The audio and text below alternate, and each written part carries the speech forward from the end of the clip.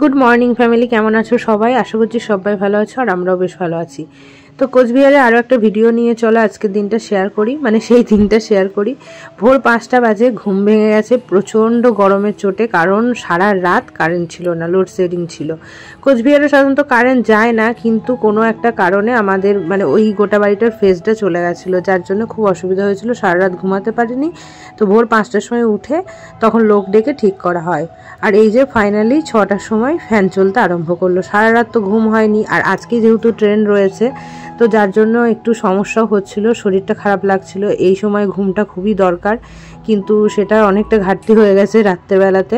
বলা যায় সারাদিনটা এভাবে শুয়েই কিন্তু কাটিয়েছি, কারণ একদিকে তো প্রচণ্ড মন খারাপ, কোচবিহার ছেড়ে চলে যেতে হবে। যেহেতু মানে আমি তো আসতে পারছি না, বর হয়তো আসবে কোচবিহারে, ওর যেহেতু ডিউটি, কিন্তু আমি আর এই মুহূর্তে বা কখনো আর কোচবিহারে যেতে পারবো কিনা সেই একটা ভীষণ কষ্ট কাজ করছিল। যদি ও দিক থেকে চলে আসে বা আর যদি নাই আসতে পারি কখনো, তবে লাইফে কোচবিহারে আমি আবারও যাব। যদি আমার বড় চলে আসে তবু আমি যাব, কারণ আমার ওখানে অনেক কাজ বাকি রয়েছে কোচবিহারে। তো যাই হোক, রেডি হয়ে গেছি, এখন 11টা 15 বাজে।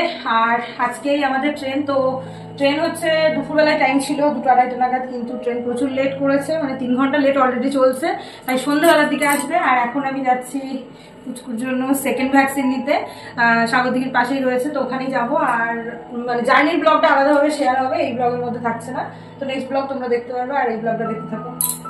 বেরিয়ে গেছি আর হালকা হালকা রোদ উঠেছে।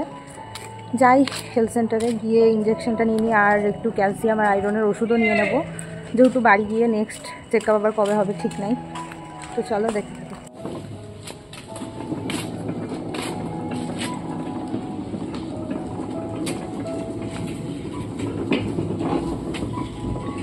এইদিকে বেরিয়ে দেখো বাড়ির সামনে একটুখানি আখের রস পেলাম, আর এই সময় আখের রস খাওয়া নাকি খুবই ভালো, তো আখের রস খেয়ে নিচ্ছি। তারপরে যাব হেলথ সেন্টারে। বর গেছিল টোটো ডাকতে, যেহেতু হাঁটাহাঁটিটা খুব একটা করতাম না, কমই করতাম, যেহেতু ওই যে বারবার যে ভিডিওতে বলে যাচ্ছি ডাক্তারে খুব একটা অ্যালাউ করেনি এইসব জিনিসগুলো আমাকে। তো সবটাই আস্তে আস্তে শেয়ার করব আমি, কেন করেনি সেগুলো বাড়ি গিয়ে আস্তে আস্তে করব। তো এই যে হেলথ সেন্টারে এসেছি, যাওয়ার দিনই কিন্তু একটা ভ্যাকসিন নেওয়ার ছিল, খুব ভয়ও করছিল যে যদি আমার হাতে ব্যথা করে ট্রেনে উঠে, কিন্তু সব ভয় কাটিয়ে আমার আর কোনো রাস্তা ছিল না, কারণ ওই দিনই আমাদের ফিরতে হতো। 3বার ট্রেনের টিকিট ক্যান্সেল করে আমরা ফাইনালি আগস্টে টিকিট কেটেছিলাম 13 তারিখে।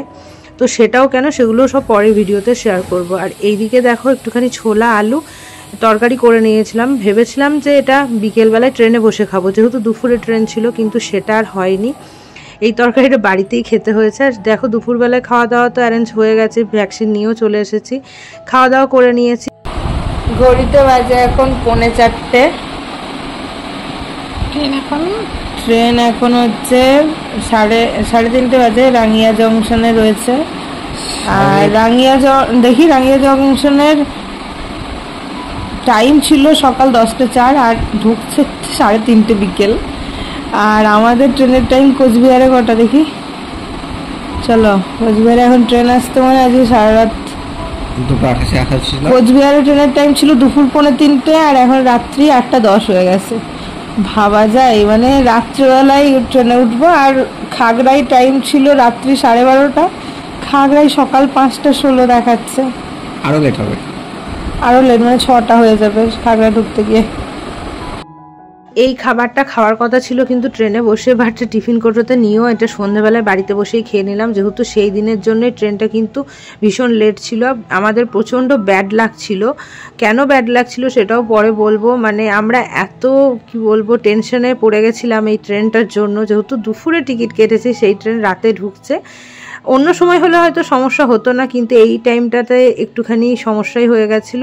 আর এই যে দেখো এখন সন্ধ্যের দিকে বর এখন কিন্তু বিছানাটা ঠিক করে দিচ্ছে, মানে এগুলো প্রচণ্ড আরশোলার উৎপাত ঘরে, যাতে আরশোলা না ঢুকে যায় ভেতরে, নোংরা করে দেবে ওর জন্য।